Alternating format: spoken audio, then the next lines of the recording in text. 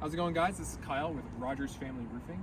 We're here in beautiful Mountain Home today on the Cook's roof. Just for reference, the temperature today is it's sunny and about 45 degrees ground temp level, so it's 50s up here. But yeah.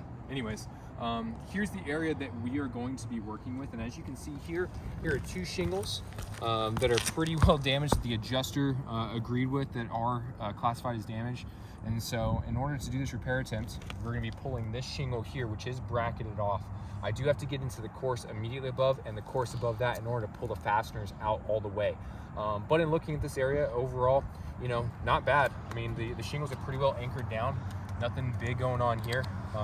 This is going to be a great candidate spot for this. We're going to come over here to our control area just so we can kind of see an area that we're not working with or touching. All these shingles are very well anchored down. It's just a 3-tab with some wind damage. So back to the repair area. So we're just going to go ahead and get started here. I'm going to start by, you know, basically ensuring that all of these shingles are delaminated. Obviously this one's already good to go, but just for the camera, I'm just going to take it very gently. And as you can see, I am trying to stay as flat to the roof as possible to not over manipulate these shingles. So there's our shingle pull we have coming out. We got to go to the course above. Again, staying very flat, being very, very gentle with this. There we go. Okay, and we're going to go one more course above that.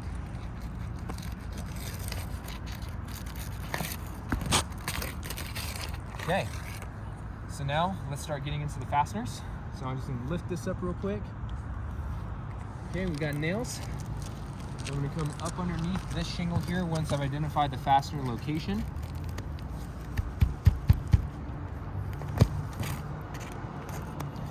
And I'm going to hand these off to the camera guy if you don't mind. Thank you.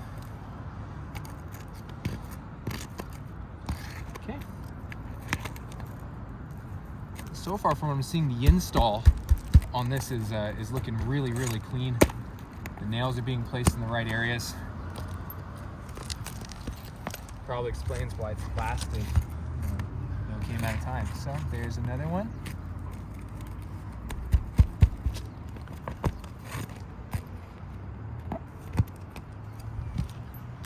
Should be one more. Yep, just right there.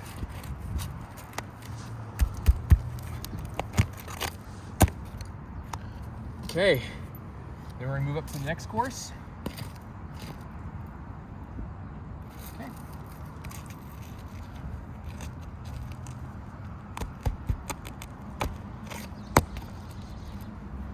Actually, come over here real quick, Curtis. So as we can see right here, this shingle is actually starting to crack a little bit just from getting this fastener pulled out. You can kind of see the line. I'm trying to draw it a little bit with the nail, but it's actually cracking a little bit, kind of layered along here and just getting this fastener pulled out. But we press on. Okay, another fastener. Just making sure I'm really lining up, just to really make sure that I'm, there we go. That one came out clean. And there's likely one, maybe two more nails left. Two.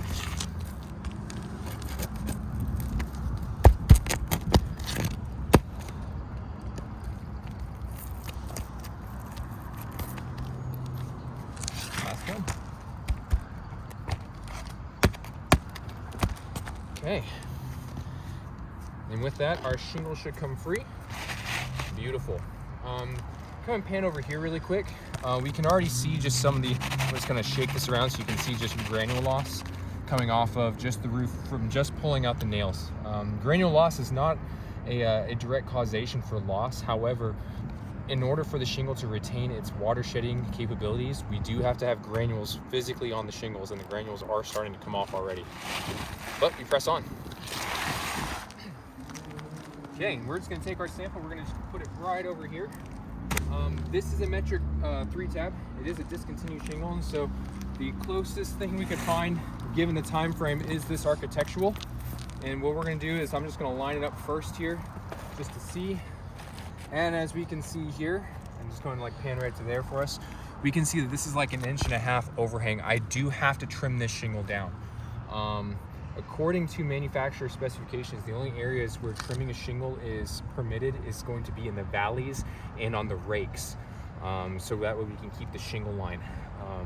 But we press on. So I am gonna have to trim the shingle, but just for note, it's not something that the manufacturers state is something to do.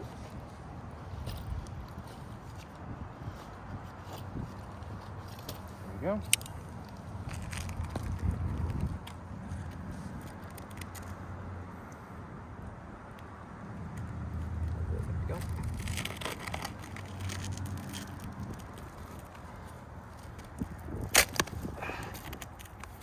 A little bit there. We're gonna try and cut it right along this applique. There we go. Put that over there. There we go. Okay, it's all right.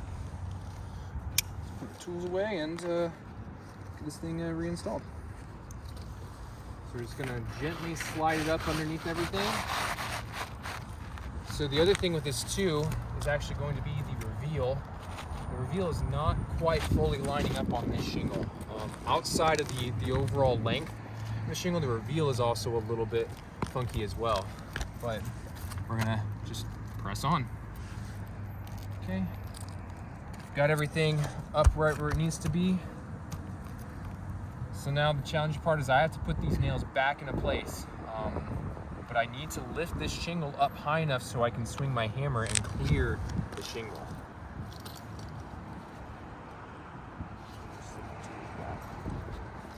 Okay. All right.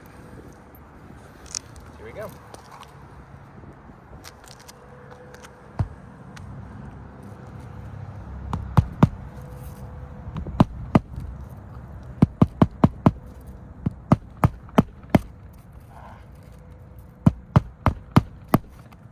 Go.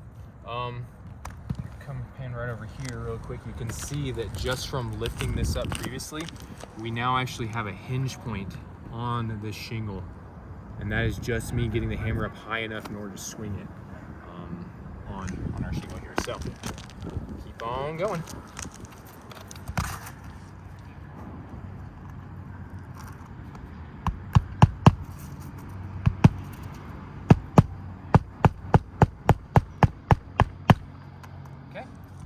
Again, there's another one slow developing right there. We're gonna actually try and pre-start this one and see if that helps us a little bit.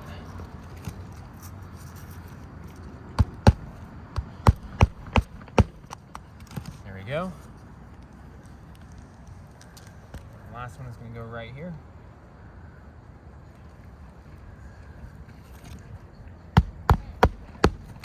Okay, and we can see on this one already as well. Right there, just from lifting this up, we are creating hinge points across the roof.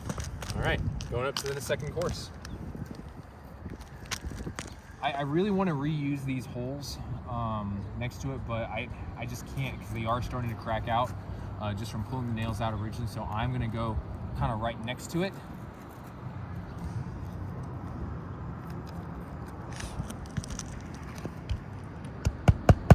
Let's get us started here. Go.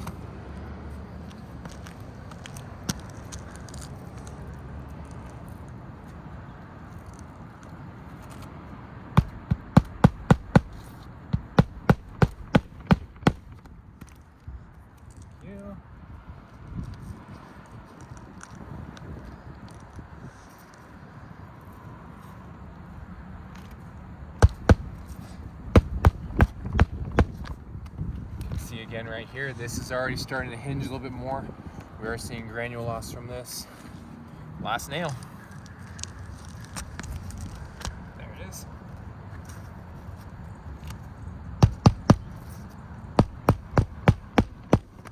There we go. Okay, so we've got our repair attempt shingle in here.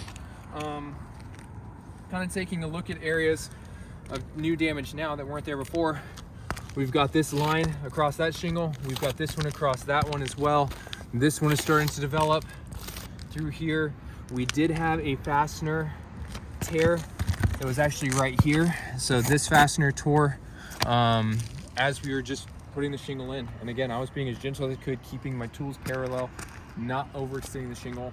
Overall, I would classify this one as a fail. I had hopes that when we were delaminating things, it was going to go just a little bit, less than that, but the damage speaks for itself. In terms of granule loss, I'm sure the video captured all the granules jumping all over the place as I was hammering this down. Again, coming back to the control area one more time, we can see here that all of these shingles are seated and laminated down. No additional hinge points in the middle from any sort of manipulation. Again, this is Rogers Family Roofing at the Cooks Home Mountain Home.